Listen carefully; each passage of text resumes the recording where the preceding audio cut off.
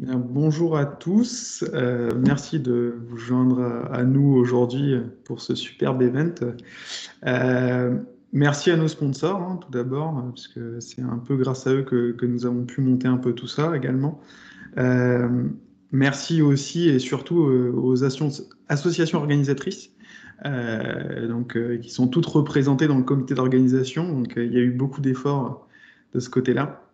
Donc, merci à eux. Aujourd'hui, là, ma session, elle va être à propos de Dynamics 365 Customer Voice et de Dynamics 365 Marketing. On va un peu survoler les deux solutions pour voir dans quelle mesure elles peuvent nous aider à améliorer et à faciliter nos échanges avec nos clients, nos prospects. C'est pas les seules solutions qui aident à faire ça dans l'écosystème Microsoft, évidemment, mais on va faire un focus là-dessus. Donc, je m'appelle Raphaël Potin, c'est un titre officieux que j'ai mis à ce niveau-là, donc passionné de Power Platform et DevOps. J'ai un background plutôt Dynamics 365, donc c'est un peu pour ça que je vais vous parler de ces solutions, mais je touche maintenant à toute la Power Platform. Vous pouvez retrouver les différents moyens de me contacter, donc n'hésitez surtout pas si vous avez des questions après l'événement même à prendre contact avec moi, j'essaierai de me faire un plaisir de vous répondre. Donc, il va pas y avoir beaucoup de slides sur cette session, ça va être plus de la démonstration. Donc, premier slide, on va dire un peu d'introduction, un petit survol de l'évolution des échanges qu'on a pu avoir avec nos relations commerciales, on va dire. J'ai voulu faire un petit clin d'œil rigolo, j'espère que ça fera sourire quelques-uns.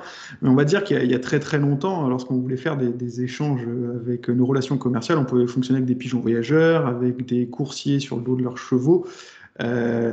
C'était un peu le moyen de fonctionner. J'ai fait un raccourci très rapide, mais ensuite, il y a eu plein d'autres moyens et on est arrivé aux emails. Donc, je pense que tous les échanges, on va dire, un peu manuels que vous pouvez avoir aujourd'hui avec vos relations commerciales passent par des courriels ou même des appels téléphoniques.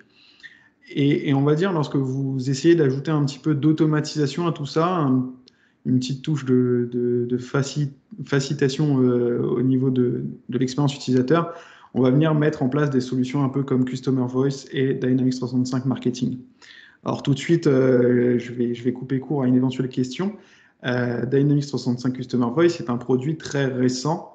Ce n'est pas Dynamics 365 Voice of the Customer, qui était un ancien produit qui a été remplacé par Microsoft Forms Pro, qui est ensuite devenu Dynamics 365 Customer Voice. Donc, ça va être un peu un fil conducteur sur les événements Microsoft et communautaires Microsoft. Il y a beaucoup de changements de nom. Il faut arriver à suivre. C'est pas forcément simple. Mais voilà, donc, pour ceux qui connaissent peut-être sous un autre nom, Dynamics 365 Customer Voice, c'est la nouvelle version de Microsoft Forms Pro. Dynamics 365 Marketing, de son côté, est un peu plus connu en termes de nom et de plateforme. Donc, on va faire un premier tour de démonstration en fait autour de Customer Voice. Donc, on va vraiment configurer un petit formulaire d'enquête et voir un peu ensemble comment ça s'articule tout ça. Euh, donc, ici, on va se retrouver dans l'interface de Customer Voice. Ceux qui connaissent Dynamics 65 ne se sentiront pas trop perdus. On a un volet de navigation sur le côté, on a un écran au milieu qui est l'écran principal, on va dire. Euh, à la différence de Microsoft Forms Pro, pardon, dans Dynamics 365 Customer Voice, les formulaires vont être organisés en projets. Donc là, si on essaye de créer un projet, on va se rendre compte qu'il y a certains templates, c'est beaucoup le cas dans les applications Dynamics. Vous allez avoir beaucoup de choses qui vont faciliter la vie. Donc typiquement, là, il y a des templates qui vous permettent de répondre à certains cas d'utilisation courants, on va dire. Par exemple, un suivi une enquête après la résolution d'un ticket de support. Vous pourrez avoir un formulaire comme ça qui a déjà pas mal de choses de préconfigurées. Je m'excuse d'avance, mes plateformes sont en anglais. Si certains, ça dérange un peu, je m'excuse. Dans notre cas à nous, dans notre petite démonstration, on va partir plutôt sur un projet blanc, sans choses à l'intérieur. Donc on sélectionne un projet. La deuxième chose à faire, c'est effectivement de sélectionner un environnement. Donc là, on parle vraiment des environnements que vous retrouvez sur votre administration Power Platform. Donc, il faut sélectionner un environnement. Donc, je vais partir avec celui que j'avais déjà sélectionné. La première chose que je vais faire avant de poursuivre, c'est que je vais aller renommer mon projet. D'accord? Mon projet qui s'appelle New Project, on va dire que ce n'est pas l'idéal. Je vais venir le renommer. Comme ça sera un peu plus facile à suivre. Donc, on est sur le projet Live Demo. De la même façon, je vais renommer mon formulaire d'enquête pour arriver à le retrouver facilement. Ici, l'idée, c'est qu'on va faire un petit formulaire. Alors là, pour ceux qui connaissent Microsoft Forms Pro, c'est la même expérience. L'idée, ici, c'est de facilement configurer un formulaire. Donc, je ne vais pas forcément prendre trop de temps sur celui-ci. En tout cas, c'est plus pour vous expliquer les mécaniques. On va ajouter quelques questions. Donc, ici, vous avez plusieurs types de questions. Des questions choix, des questions texte, des questions de notation, de sélection de date, parce que vous pouvez effectivement utiliser Customer Voice pour demander des informations à des personnes avec qui vous êtes en relation. Des questions de type ordonner des résultats. Ici, c'est plus un système de matrice, donc vous allez avoir plusieurs lignes qui correspondent à des thèmes, avec des colonnes qui correspondent à des niveaux de vote, on va dire. Et ici, on a un système de Net Promoter Score qui permet de, on le verra ensuite, de regarder par rapport aux métriques un peu que vous allez avoir derrière votre formulaire. Donc justement, la première question qu'on va utiliser, ça va être le Net Promoter Score. Et la question à laquelle on va l'associer, ça va être recommanderiez-vous cet événement? On va parler du PPFS 2020 justement. Pas du tout, si on n'a pas de chance, ou complètement, dans un cas où on est très heureux. Ici, je passe cette question en obligatoire. D'accord? Je vais en faire une autre, cette fois-ci de type notation. Je vais laisser le mode étoile. On peut voir ici qu'il y a différents types, à la fois les types smiley, qui permettent d'avoir des petites têtes de bonhommes rigolos, ou une numérotation plutôt classique. À noter que c'est simplement de la mise en forme, c'est-à-dire que derrière, de toute façon, vous aurez des numéros qui vont de 0 à 5 ou 1 à 5. 1 à 5. Dans le cas où on a 5 étoiles. Donc là, dans ce cas-là, la question va être plus sur la notation de l'événement, également en obligatoire. Et enfin, le dernier, ça va être plus de laisser un petit mot si la personne le souhaite. Donc, voilà à ce niveau. Ici, on a la partie haute, on va dire, du formulaire. On peut également customiser le message de remerciement et customiser le message en pied de page, pied de formulaire. Ça permet de rendre l'expérience un peu plus personnalisée ou en tout cas de correspondre mieux à votre scénario. Donc une fois que nos questions sont préparées, on va dire, je vais vous montrer la partie customisation. Donc typiquement, on arrive sur la première chose qui sont les métriques de satisfaction, les retours, le sentiment que vous allez avoir par rapport aux personnes qui vont répondre à ce formulaire. Donc l'interface est plutôt simple d'utilisation. Donc il y a 3 catégories différentes, le Net Promoter Score, le sentiment et le CSAT. Donc Customer Satisfaction. Si on choisit Net Promoter Score, on va se rendre compte qu'il nous présente uniquement une seule question parce que les différents satisfaction metrics qui sont proposés sont rattachés à des types de questions bien particuliers. Donc typiquement là, on a le type de question spécifique Net Promoter Score. Donc on va pouvoir sélectionner la question correspondante. On va venir en ajouter une autre, le sentiment. Cette fois-ci, le sentiment, ça va être plus sur le champ texte. Il va analyser un peu le contenu du texte que vous allez laisser à ce niveau et il va pouvoir en mettre une note derrière. On va ensuite rajouter le CSAT qui correspond donc à notre 3e question, c'est une question de notation. Donc là, nous avons nos 3 métriques qu'on va pouvoir utiliser et suivre ensuite plus tard au niveau du reporting. La partie branche, ici, permet de customiser des règles d'affichage pour ceux qui viennent du monde, on va dire, Dynamics, Customer Engagement. Pour ma part, je trouve que ça s'assimile pas mal aux business rules qu'on peut trouver, qui permettent d'afficher, de masquer des champs.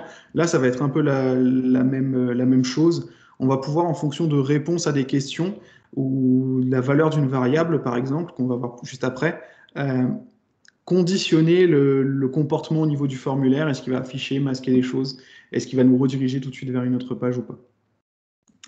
Typiquement, au niveau des formulaires, on va retrouver des variables, au niveau des variables, pardon, on va retrouver des choses en standard, donc le prénom, le nom du contact ou du lead auquel vous allez envoyer l'information, et une variable locale. Vous pouvez en ajouter d'autres en fonction de vos besoins.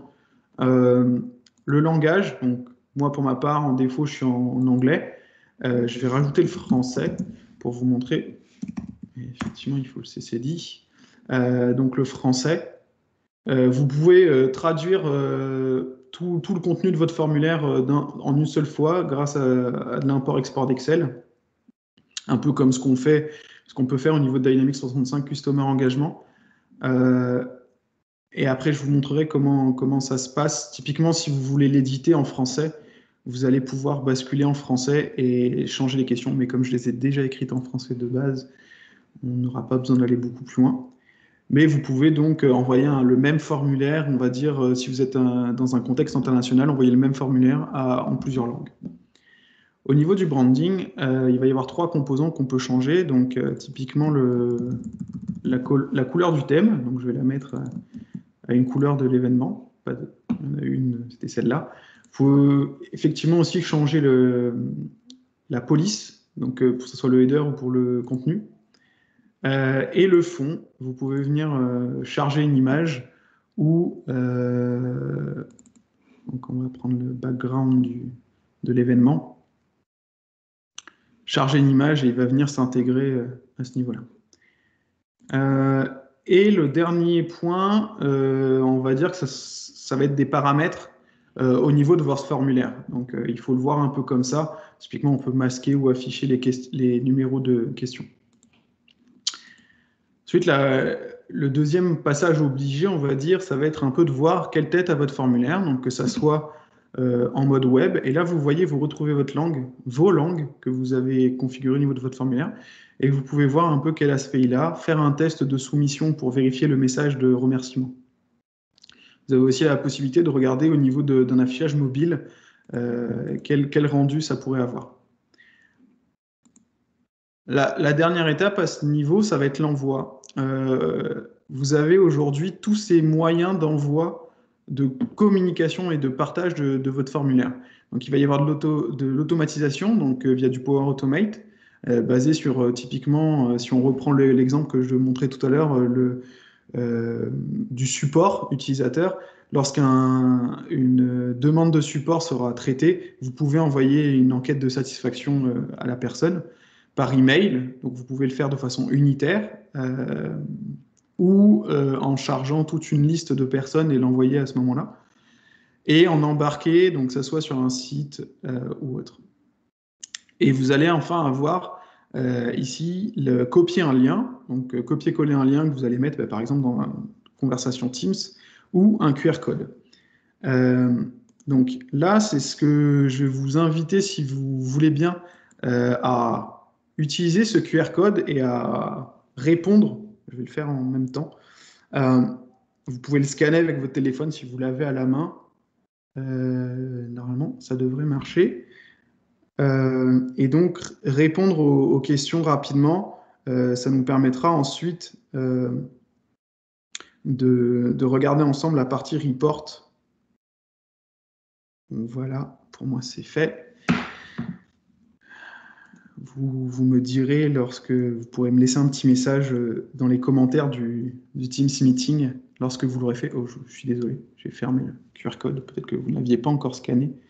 Laissez-moi un petit message pour qu'ensuite on bascule sur la partie report et pour voir un peu comment ça peut se matérialiser. Merci Chloé.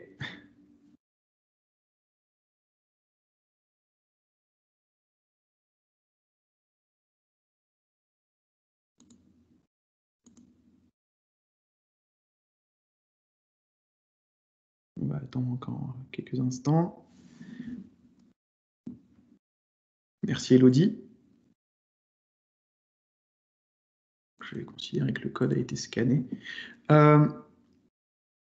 Donc en fait, avant d'enchaîner sur la partie report, le gros avantage, je trouve, de cette organisation en projet par rapport à ce qu'on avait avant dans Microsoft Forms Pro, c'est que vous allez avoir au niveau des métriques de satisfaction, elles vont être partagées au niveau de tous vos formulaires qui se trouvent dans le même projet. Donc ça vous permet un peu d'organiser vos formulaires. Merci beaucoup Maëva. D'organiser vos formulaires et d'avoir une vision un peu globale au niveau des métriques de satisfaction. Si je regarde au niveau... Oh, super. Donc, ici, nous avons donc le rapport sur la partie formulaire en elle-même. Donc, si vous en avez plusieurs, vous aurez différentes pages. Vous avez les commentaires, super. Les notes, plutôt bonnes, c'est plutôt bien. Oh, il y a quand même deux 5 étoiles, c'est super. Et le Net Promoter Score. Il est aussi possible à ce niveau de regarder le détail des réponses en double-cliquant. Donc là, dans notre cas, étant donné qu'on est sur du QR code, c'est des réponses anonymes. Évidemment, si vous travaillez avec du Power Automate et des contacts et des leads, vous serez en mesure d'avoir le nom, prénom des personnes et de savoir qui a répondu et un peu d'agir à ce niveau-là. Si quelqu'un a une très mauvaise réponse, de prendre des actions et d'enchaîner par la suite pour essayer de rattraper un peu au niveau de la satisfaction de votre utilisateur. Est-ce que les satisfaction metrics sont déjà passés? Pas encore. Donc on pourra revenir un peu tout à l'heure en espérant que ça s'est déjà tourné. Bien évidemment, là, rien que sur la partie, on va dire, sentiment, donc on se doute bien que sur la partie sentiment, analyse du texte, il y a un module d'intelligence artificielle derrière, donc ça prend un petit peu de temps à processer les informations. Donc, je vais revenir rapidement sur mon slide, le deuxième et seul et l'unique. Dynamics 365 Marketing. Donc, je vais pouvoir repartir tout de suite sur ma démo. Donc, ici, on se retrouve dans Dynamics 365 Marketing. Comme Dynamics 365 Customer Voice, pour ceux qui ont l'habitude de Dynamics 365, c'est un environnement connu, on va dire, une interface connue. Il y a beaucoup de choses dans Dynamics 365 Marketing. C'est devenu une solution très complète. On ne va pas tout parcourir aujourd'hui, de 1 parce qu'on n'aura pas forcément le temps et de 2 parce que je ne suis pas en maîtrise de toutes les parties. Mais on a une gestion d'événements qui aujourd'hui s'intègre avec des meeting Teams et du live event Teams, donc quand même quelque chose de très poussé. Vous pouvez intégrer votre marketing complètement avec votre site web ou vos sites web. Il y a une partie également réseaux sociaux. Donc ici, les social posts. Donc, vous pouvez maintenant aller quand même très loin en termes d'automatisation, de marketing automation grâce à Dynamics 365 Marketing. Dans notre cas aujourd'hui, ce qu'on va faire en termes de démo dans Dynamics 365 Marketing, on va partir d'un segment, donc un regroupement d'utilisateurs avec quelques critères, donc très simple, que je vais vous montrer. On va configurer un petit email marketing, puis on va configurer ce qu'on appelle une petite customer journey, donc on va dire le pipeline d'automatisation marketing. Donc si on regarde tout d'abord notre segment, ici j'ai un segment tout simple que j'avais déjà préparé en amont.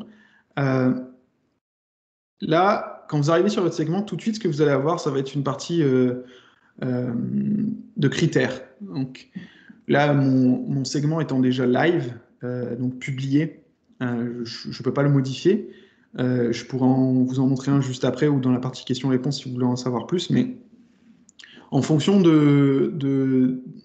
du type de personne que vous allez cibler, contact, lead, vous allez avoir les différents critères, les différentes colonnes qui sont à votre disposition pour pouvoir filtrer votre segment.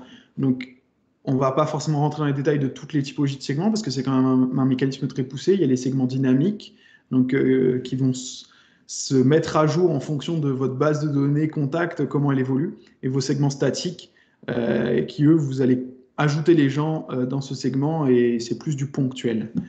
Une fois que vous avez ajouté vos critères, vous allez pouvoir publier votre segment, vous allez pouvoir voir les personnes qui sont dedans. Donc typiquement aujourd'hui, il y a uniquement 7 personnes, donc Raphaël Potin, avec une adresse mail qui est disponible dans ce segment. Au niveau de la configuration d'un email marketing, c'est plutôt intuitif. Aujourd'hui, il y a toute une panoplie de templates, de modèles de mail qui sont disponibles. Et vous pouvez filtrer, parce qu'il y en a beaucoup, ça va se rafraîchir encore.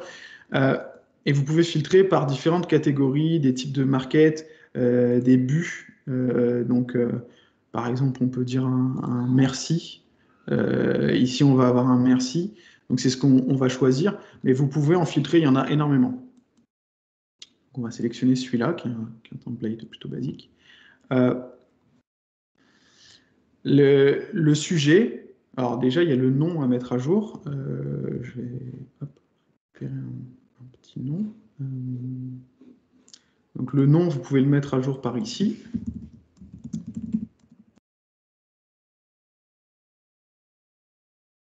Voilà. Ici, un objet du mail, bien évidemment. Ce qui est fortement conseillé également, c'est de mettre une prévisualisation au niveau du texte. Dans notre cas, on va rester simple. Le destinataire, comme vous voyez, ça va être des paramètres génériques qui sont utilisés, récupérés de segments que vous allez cibler. Et le modèle, vous allez pouvoir le construire avec du drag and drop plutôt simple et des propriétés. Donc là, le 5, on va le retirer. On va venir ici au niveau des propriétés du fond d'image, chercher une autre image. Donc j'en avais déjà importé une, je vais la récupérer pour que ça soit plus joli.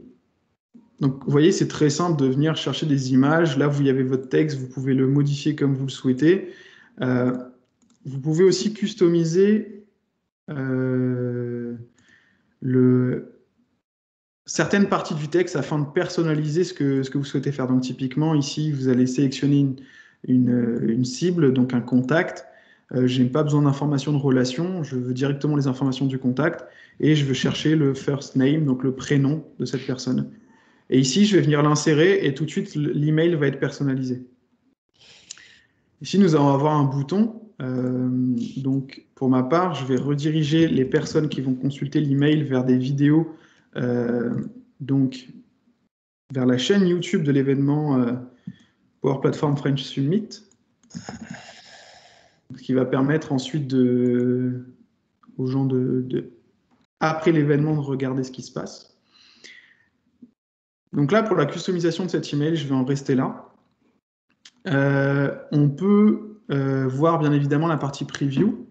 Donc, tout comme sur le Customer Survey, le formulaire qu'on a fait juste avant dans Customer Voice, on peut vérifier que sur du mobile, sur du web, ça se passe bien. Ici, on voit que le contact de prévisualisation, c'est first name, last name.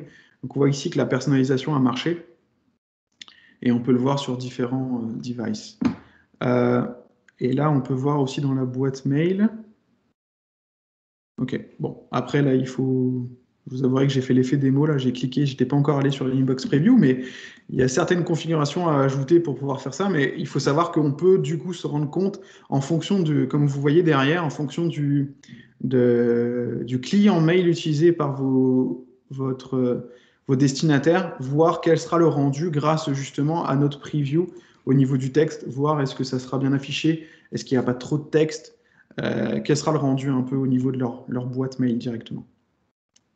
Donc, une fois que cette partie est terminée, ce que nous allons faire, c'est qu'on va vérifier est-ce qu'il n'y a pas d'erreur. Des fois, ça arrive, pas d'erreur. Et donc, on va pouvoir aller live au niveau de cet email. Il faut forcément passer par cette étape de publication pour pouvoir aller jusqu'à la configuration du pipeline marketing.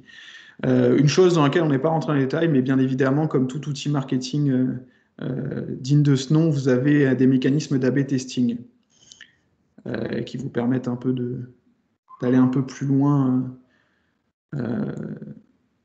pour améliorer vos campagnes marketing. Donc là, je suis allé directement sur une Customer Journey. Encore une fois, là, vous avez des templates qui sont mis à disposition par Microsoft qui vous permettent de très rapidement configurer un pipeline marketing. Donc nous, on va sélectionner le simplifier.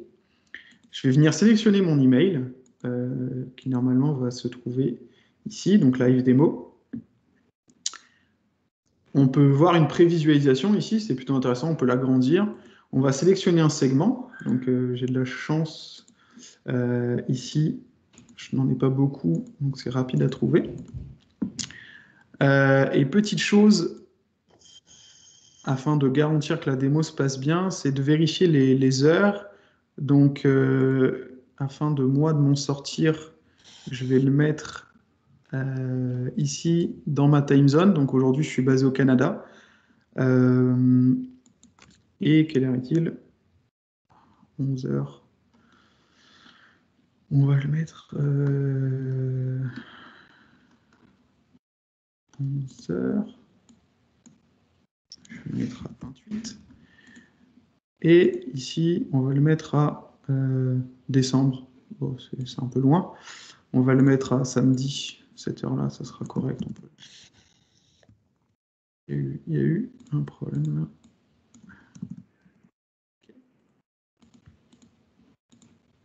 Hop. Et 2 jours d'activation. Donc là, on peut encore une fois faire un check d'erreur. OK. Il y a une petite erreur. OK. Le check d'erreur se fait que depuis le designer. C'est quelque chose qui pourra être amélioré, bien évidemment, par Microsoft. Et ensuite, on peut aller live. Et je vais garder mon espace mail et je vous montrerai dès que je le recevrai. On va pouvoir avancer. Donc, dans 2 minutes, la campagne devrait s'exécuter et ça nous permettra d'avancer. En attendant de recevoir le mail, je vais poursuivre la présentation. Donc là, actuellement, ce que je vous ai montré, c'est Customer Voice d'un côté, Dynamics 365 Marketing de l'autre. Dans beaucoup de cas, l'une ou l'autre des solutions va convenir aux besoins que vous avez en tant que partenaire ou en tant que client Microsoft. Si vous avez juste besoin de recueillir des informations de personnes ou juste envoyer des mails statiques comme des newsletters, vous choisirez soit Customer Voice, soit Marketing. Dans des cas un peu plus complexes, dans des scénarios un peu plus, on va dire, poussés, vous allez vouloir bénéficier de la fusion des 2 solutions. Bravo pour l'animation.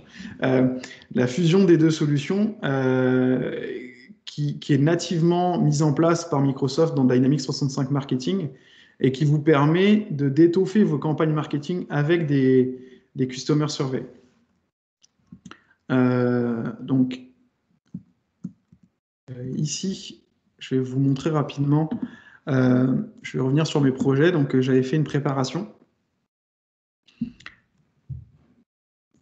Donc là, on a un survey, un formulaire que j'ai préparé en amont de la présentation, donc qui va contenir des questions de type promoter score, notation, texte, tout ce qu'on a vu précédemment, et dans lequel, par contre, j'ai ajouté justement ce qu'on parlait tout à l'heure, une règle d'affichage et pour cacher des questions. Donc en fonction, si la personne n'est pas satisfaite par l'événement, bien évidemment, je ne vais pas lui demander d'aller plus loin et de promouvoir l'événement. C'est uniquement si la personne répond correctement à certaines questions que je vais l'inviter à aller plus loin. Donc, comment ça va se matérialiser au niveau du formulaire? C'est que là, on voit toutes les questions par défaut sont affichées. Alors, j'aurais pu le faire autrement. Effectivement, je pourrais compléter la règle pour que ça soit un peu mieux fait. Mais il faut se dire que si je mets 3, par exemple, à la recommandation de l'événement, j'aurais plus les questions d'en dessous. Et j'ai fait ce mécanisme-là sur toutes les questions, les 3 premières questions, pour avoir l'affichage ou le masquage des questions en dessous. Donc, ce Customer Survey, on va venir l'intégrer dans une campagne. Et ça me permet, juste avant de passer sur le marketing, de vous montrer que je viens de recevoir donc, notre PPFS 2020 démo, qui est ici, donc avec mon prénom, qui était celui qui était dans le segment, et notre bouton qui nous permet d'ouvrir la chaîne YouTube du Power Platform French Summit. Donc, si je reviens dans Dynamics 365 Marketing, l'idée va être de préparer un nouvel email. dans lequel on va venir intégrer justement, on va prendre le même, hein, on ne va pas forcément se compliquer la vie à ce niveau-là. Donc on va reprendre pour but, merci. Ah, il n'a pas pris. Non, il ne veut pas. Hop. Ah, ok, merci. Hop. Donc, on va reprendre le template qu'on avait au départ. Je ne vais pas forcément aller très loin dans les customisations. Ce que je veux vous montrer, c'est que ici, je vais être en mesure d'aller chercher un formulaire. D'accord? Dans les propriétés, ici, on va me demander d'aller récupérer quel formulaire je souhaite avoir. Ce qui est important de noter, que j'ai découvert lors de la préparation de cette présentation, c'est évidemment, il faut que votre formulaire qui est créé dans Dynamics 65 Customer Survey soit au niveau du même environnement que votre Dynamics 365 Marketing. Dynamics 365 Marketing ne va pas être en mesure d'aller chercher tous vos formulaires que vous avez sur tout votre environnement Microsoft. Il faut absolument que votre formulaire soit configuré au bon endroit. Donc ici, vous allez le sélectionner. On ne va pas forcément aller plus loin. On va juste mettre PPFS 2020, promoteur. On va rester sur des choses quand même.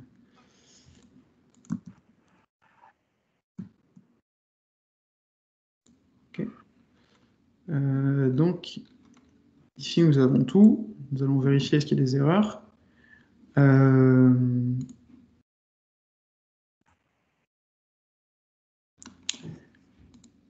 Et on va pouvoir le mettre en Go Live. Alors, chose que je n'ai pas notée tout à l'heure, c'est que vous pouvez utiliser des méthodes de test d'envoi et aussi d'envoi direct depuis un mail. Vous n'êtes pas obligé de passer par un Customer Journey. Donc, je publie cet email. Et au niveau de la Customer Journée, je vais en créer une nouvelle. Toujours pareil, celle-ci.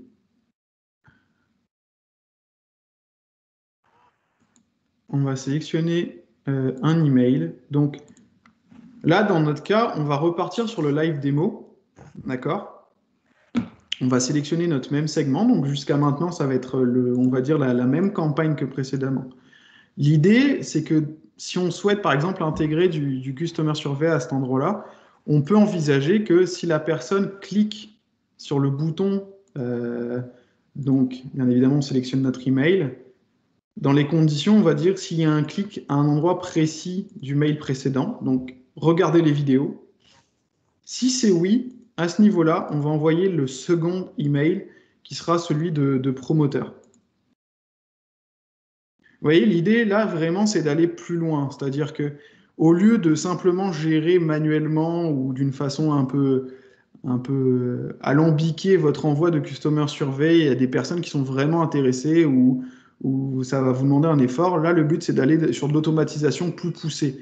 C'est-à-dire que vous allez demander de la contribution. Donc, par exemple, est-ce qu'on peut mettre un message sur notre site web suite à votre retour sur l'événement?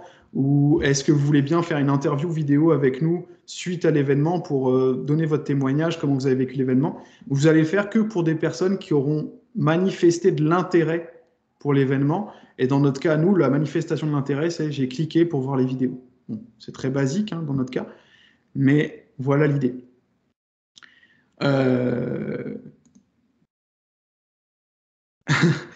Donc, bien évidemment, tout ça peut être, on va dire, certaines personnes pourront dire, ouais, mais je peux faire ça avec le connecteur Outlook dans Power Automate. Je peux faire tout en automatisé dans Power Automate avec la base Dataverse, les contacts, les leads. Oui, bien évidemment, à petite échelle, on va dire, sur des périmètres très, très spécifiques, cela peut marcher. Mais tout de suite, lorsque vous allez prendre un peu de l'ampleur, lorsque votre département marketing va être plus ambitieux, des solutions comme Customer Voice et Dynamics 365 Marketing vont certainement vous aider parce que, comme vous avez pu le voir avec les templates, il y a beaucoup de choses qui viennent complètement embarquer avec l'application et qui vous permettent de démarrer très rapidement. Comme vous avez pu le voir là, pendant la démo, et encore on n'avait qu'une demi-heure, j'ai pu quand même m'envoyer un premier mail. j'avais préparé certaines petites choses avant, mais c'est quand même plutôt facile d'accès sur des cas, on va dire, basiques. Ça se termine pour cette session. Si vous avez des questions, n'hésitez pas. Encore une fois, je le dis, je n'aurai pas forcément les réponses à tout, mais je vais essayer de faire de mon mieux. Donc, je regarde le chat à côté de ça et je vais répondre du mieux que je peux.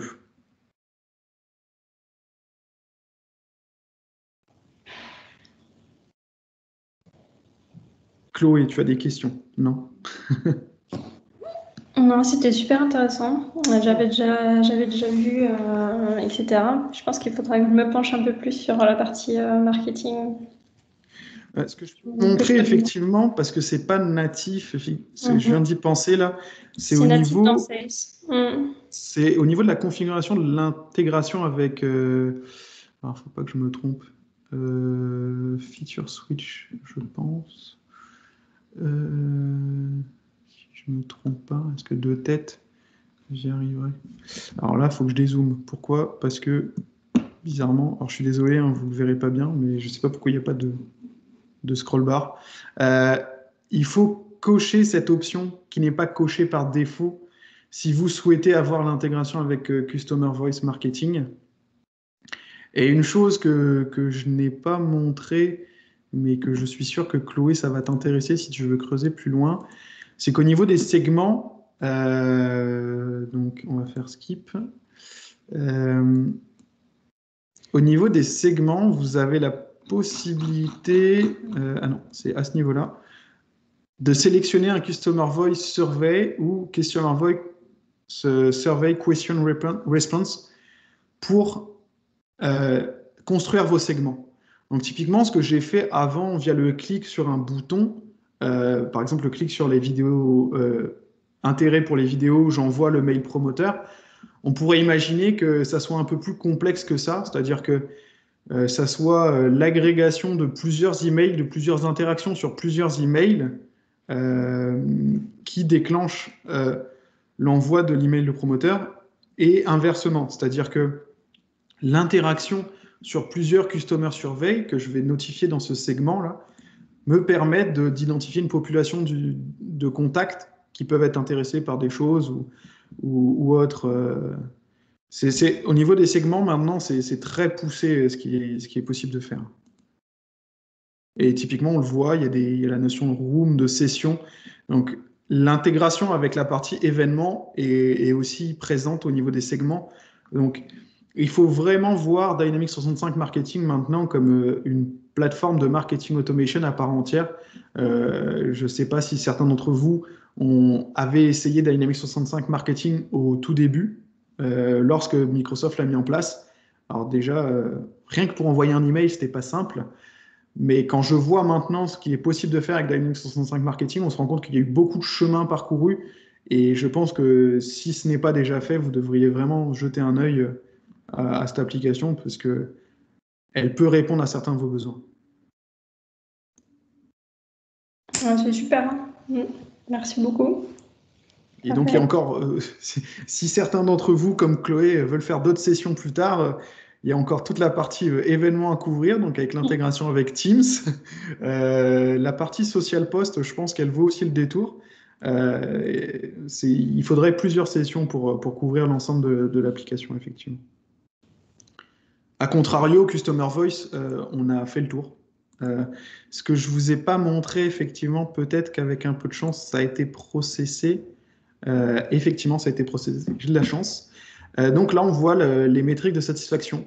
Donc, Net Promoter Score, donc on a un score de 22. Le sentiment, il est plutôt positif à 77,78%, ce qui est très bien. Et là, le Customer Satisfaction qu'on peut retrouver, étant donné que là, on est sur un seul formulaire, les informations qu'on a au niveau du formulaire et les informations qu'on retrouve au niveau des métriques sont proches.